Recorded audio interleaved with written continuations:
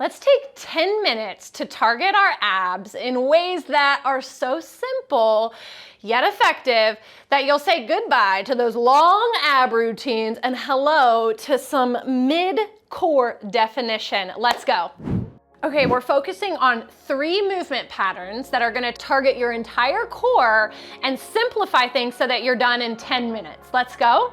I wanna start off by pointing out that your abs are in charge of spinal flexion and transverse rotation.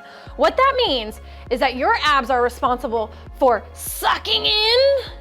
This is spinal flexion. Notice my spine is flexed.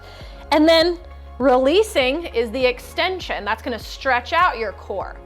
A lot of movements are way too dynamic, way too big of range of motion. So we're gonna talk about how a smaller range of motion can actually target your upper and lower abs. The other movement pattern is transverse rotation. So that's really the obliques, and we'll get to that in just a moment. But let's start with some upper and lower abs for spinal flexion. The first thing we're gonna do is grab a medium-ish size weight and come down to lying. Here, I'm gonna perform a crunch where a traditional crunch would be all the way up. I'm gonna just focus on my upper abs. I'm gonna have this weight right above, and I'm gonna focus on bringing my shoulders off of the ground and then back down. Look how small of a range of motion that is. I'm really targeting my upper abs, and I'm pausing at the top where it's the hardest. Think about rolling up your spine, rolling up your vertebrae. You're bringing your shoulders off of the mat, off of the ground, but we're not moving nearly as much with momentum or with that big range of motion. If you perform 25 to 30 of these, you could be done and out with the top range of your abs. You can also make this a little bit more advanced if you are on a decline bench at the gym. Hook your feet to the top, and you're gonna be sitting up against gravity. As I'm doing this, I'm making sure that my lower back is connecting with the mat or with the floor so that I really am in that full spinal flexion. All right, next movement. We're gonna be taking it to the lower abs. And a lot of times people will see these big ranges of motion like this. But guess what? That's not so much abs as it is hip flexors, which is really great. You wanna work your hip flexors. But if we're just targeting that lower abdomen section, what we wanna do is plant our hands on the ground, make sure our lower back is really touching that mat, bring our legs up to maybe about a 45-degree angle, and then straight up touch the sky with your toes. I'm just bringing that spinal roll, thinking about creating a C with my spine, and then lifting from my bottom abs to touch the sky. Again, you could do this on an incline bench at the gym, and you'd be upping the ante with a focus against gravity as well, but start here. And if you want to advance this at home and you don't have one of those incline benches, you could also put ankle weights on. That's a really nice way to perform this reverse crunch. As I'm reversing the crunch, I'm inhaling and thinking about tucking my abs all the way in. You're gonna feel this in the deepest layers of your core, even your pelvic floor and your transverse abdominis. Again, about 25 to 30 of these with control, muscle over momentum, and you will feel nice and tight. Okay, coming up, I want to show you another way to do that spinal flexion, but from hanging position. You might have seen some CrossFitters, some beasts at the gym that are doing exercises similar to this, but I want to show a few modifications so it's not just hip flexors and it is coming from your six-pack abs. Let's go ahead and get on up. And I'm gonna come over here. You might have a pull-up bar, set up in your threshold of your door at home, or you might just have something to be able to hang on to, or give this a try at the gym next time you go. You're gonna come to a hanging position and bring your knees to 90 degrees. From here, I'm going to tuck my abs. Notice this isn't a big range of motion, and I'm keeping my knees bent and my knees up like this to kind of turn off my hip flexors. You can see how my spine is extending and then flexing, ooh, as I crunch. This is a smaller range of motion, no momentum, all muscle. You can see I'm going from kind of that curved back to that C back. As you get stronger, you might even be able to tap the bar with your toes, but hey, baby steps. Okay. Those are called hanging knee raises. Notice it's a little misleading because we're not lifting our knees, we're rather just keeping them there and tucking from our core. Okay, so we just hit spinal flexion. Let's talk about that transverse rotation. This is the movement, if we ever talk about obliques, this is the movement pattern that we want to hit. And I'm going to do a very classic movement called the Russian twist, but I'm going to show you ways to ensure that you are actually using your core, your obliques, and again, not the hip flexors and not the thighs. Most people would perform a Russian twist, keeping their legs elevated, maybe even extended, and then twisting like this. That's putting a lot of tension in your hip flexors when we're actually trying to hit our six-pack abs. So what we're gonna do is plant our heels, keep our knees slightly bent, and then pick that challenging weight, sit back at an angle so that you can actually feel that your abs are engaging. And then we're going to twist as if we are going to face the other direction. I don't wanna see just shoulder movement and keeping the chest straight. The point here is to actually twist. You could even set the weight down just to ensure that you're getting that full range of motion. The further back you're going to lean, the harder it gets, but make sure as you're leaning back that you're mentally connecting with your hip flexors and saying, calm down. You don't need to work right now. I want this all in my obliques. I want this all in my core. So as we're getting to the side, we want to make sure that we're actually using our obliques to turn directions, whoo, and bring our chest facing the direction that the weight is in. Again, your chest should not be forward with the weight to the side. That's not as much oblique as it is shoulders.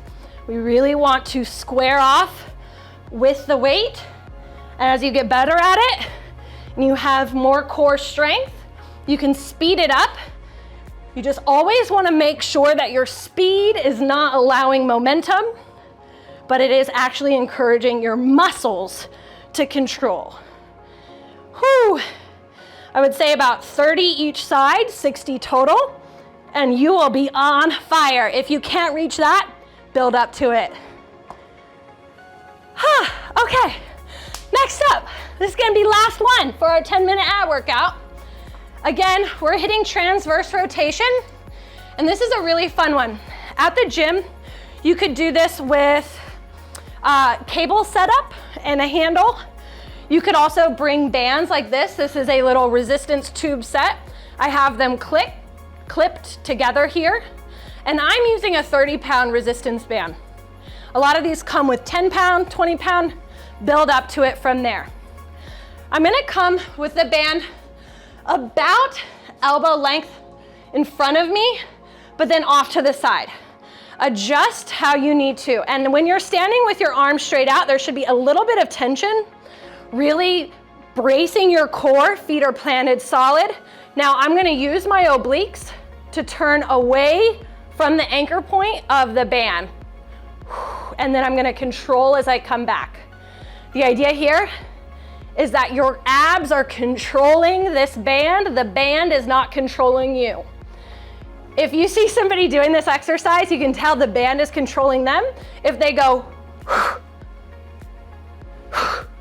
You don't want that. If that's happening, lower the weight so that you can control the rebound. It should be about 2 to 3 seconds each direction. Really targeting the corners of your side waist and controlling that way back. Something that you can also do is when you come out to the side, hold it there. When you're burning it out, hold it there, and then really slow way back. I gotta close my eyes to do that because it is challenging. Just envision yourself in a different space. See your rock hard abs. Understand that they come from the kitchen as well. So when you get home, you're gonna eat some really clean stuff, some good protein, drink some water. And the abs are getting defined. All right, let's go ahead and switch sides. You might also be able to find this exercise tutorial where you're doing it on your knees. That's some added stability needed. And do it from your knees with a yoga mat under your knees for comfort. As I'm twisting, I'm exhaling so that my core can really contract. I'm keeping my glutes squeezed. That way I'm not extending my butt out here and moving just from my shoulders. I really have it all tucked and engaged from my core. Again, towards the end, you can go ahead and hold it for a few seconds and then really slow down that rebound. Again, really slow, hold, and slow control back. Let's do 2 more.